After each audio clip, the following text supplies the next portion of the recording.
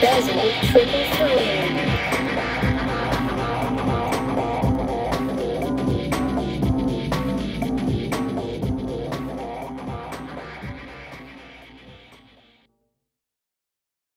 Hello, Bezel 333 here.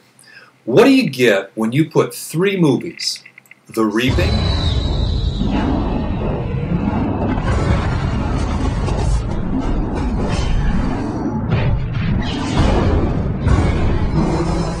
Terminator, One came to protect her. I came across time for you, Sarah. and Tremors. Perfection. A scorched outpost in the middle of nowhere. You didn't get penetration even with the Alpha gun. Now, it's up to Val and Earl to save the world. That's one big mother. Who died and made you Einstein? And you put them in a blender and mix them all up. The answer? You get the movie Legion. The last time God lost faith in man, he sent a flood. This time, he sent angels.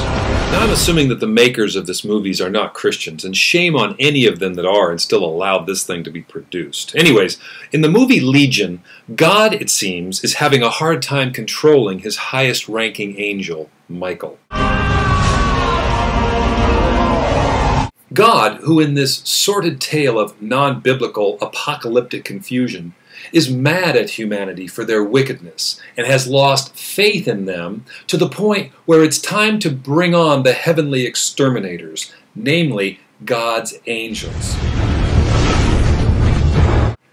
But it seems that Michael has a soft spot for fallen humanity and decides to rebel against God's orders to take out the human race and save humanity by protecting a young, pregnant, unmarried waitress whose soon-to-be-born child holds the key, for completely unknown and unaddressed reasons, to humanity's survival. Why me? Because your child is the only hope humanity has of surviving. Now, this story is so far from the biblical premise of God's ultimate judgment of mankind at the end of human history that it might as well be from long, long ago in a galaxy far, far away. It's sad that a movie with decent actors, a respectable special effects budget, and good promotion did not have the guts or the intelligence to use what is already an outrageously awesome and great story, the one that's in the Bible. Now let's talk about angels first. The Bible tells us that angels are God's messengers. They are heavenly spirit beings who do whatever the Lord God commands them. They often take the form of humans so as to do God's will here on earth. There are also evil or fallen angels headed by Satan who rebelled against God at some point before Adam and Eve were placed in the garden. But here in the movie Legion, amazing as it may seem, we're talking about good angels that are going to take out humanity. I say amazing because they behave much more like demons than angels. Instead of killing people directly, they angel-possess weak-minded people. Oh, and one knife-wielding 5-year-old kid for some reason. And try to wreak havoc on the proprietors and patrons of a run-down truck stop/diner in the middle of the Mojave Desert, where the entire movie takes place. But the archangel Michael, who behaves much more like a good angel, is really a bad angel because he is apparently rebelling against God's command to destroy mankind. It's all quite confusing. Now, Gabriel, the only other angel mentioned in the Bible, also gets into the act in this movie.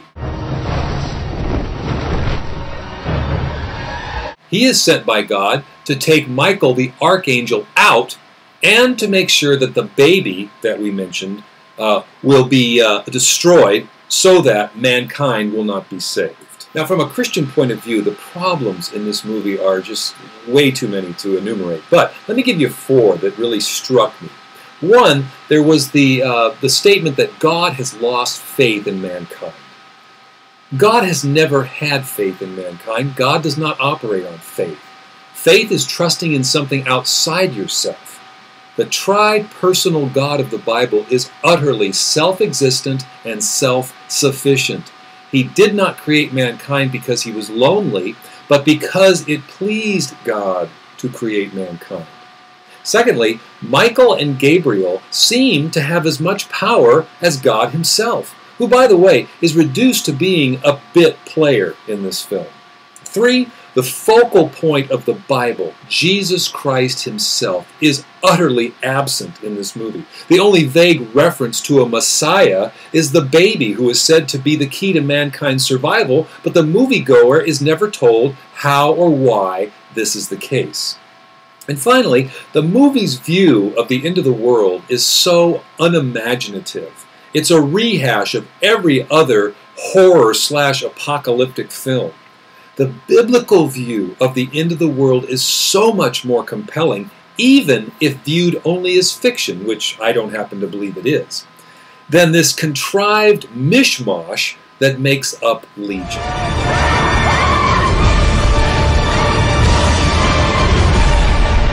So how could the producers of Legion have done a better job telling the story of the end of the world? Well, here's an idea. Tell the story of how Adam and Eve rebelled against their Creator by their own moral free will and plunged the whole human race into a system of sin, corruption, and death. But God, being omniscient, had decreed beforehand that the eternal Son, second person of the Trinity, would come in the fullness of time. In other words, at a particular time in human history, and undo the mess that the first Adam had made. Show how the whole of the Old Testament is a record of how God manages to bring the last Adam into the world and redeem humanity from the curse of the fall. Along the way, showing how God judges mankind for their continued sin and rebellion, but always preserves a remnant from which the Messiah would come. This is the baby that matters.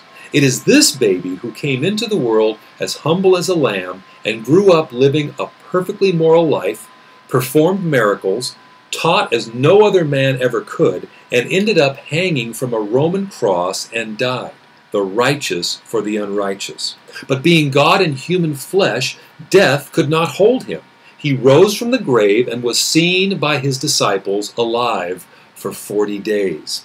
It was this Jesus who gave instructions to his disciples to preach the good news of salvation through him that ascended into the realm of heaven where he is right now. This Jesus has promised to return again, this time in power and great glory to put an end to all things sinful. The world will continue in sin even to this day, but the Scriptures indicate that there will come a day when God, through Jesus Christ, will separate the wheat from the weeds, the people of God from the people of the devil. He will return on the clouds with his angels, who won't need to possess anyone, and put an end to this present evil age. Those who have trusted in the Messiah, Jesus, will be welcomed into the new heavens and the new earth. But those who have rejected the free offer of Jesus' gospel will stand condemned and cast out into eternal darkness. Now that story has the makings of a real blockbuster, and I'm puzzled why the producers of Legion would settle for such a weak, convoluted, cliche-ridden script when what is promised as the real story of human history is readily available and is in the purest sense public domain. The rundown diner where the movie Legion is said to take place is called Paradise Falls.